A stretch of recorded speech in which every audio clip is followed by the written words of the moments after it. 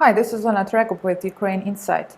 Russian media very often describes European Union as an aggressive power that created this chaos and crisis in Ukraine by promising some things to Ukraine which were not realistic, by kind of trying to grab Ukraine, trying to take it away from the Russian sphere of influence. And this question, I heard this question not only on Russian media, but also on Al Jazeera English, for example, 4 days ago, when the host asked whether European Union is responsible for the revolution in Ukraine, whether it created those divisions in the Ukrainian society that turned Ukraine into a mess. To answer this question, first of all, European Union didn't really promise much to Ukraine and was absolutely not aggressive and not a powerful actor in Ukraine. European Union showed very soft power and did not intervene into events on the ground in Ukraine.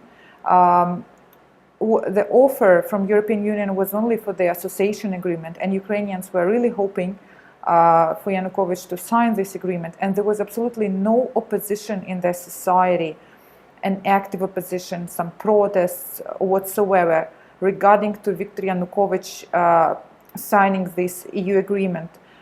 His own members from his party of the regions, his constituents in the eastern Ukraine, they did not actively speak against the association agreement with the EU.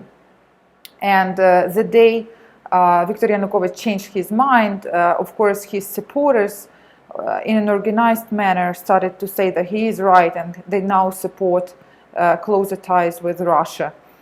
And the second argument is that this agreement was not about membership in the EU, and membership actually is being discussed only now after Ukraine's Euromaidan revolution for the first time. Some of the European Union leaders started to mention that there is the prospect of membership for Ukraine.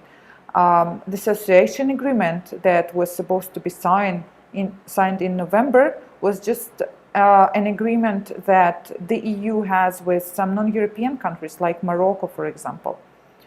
And that's the answer to the question. EU inspired Ukrainians by creating the space, the region where human rights are being respected, where there is rule of law and democracy. And this is what Ukrainians on Euromaidan wanted for their country.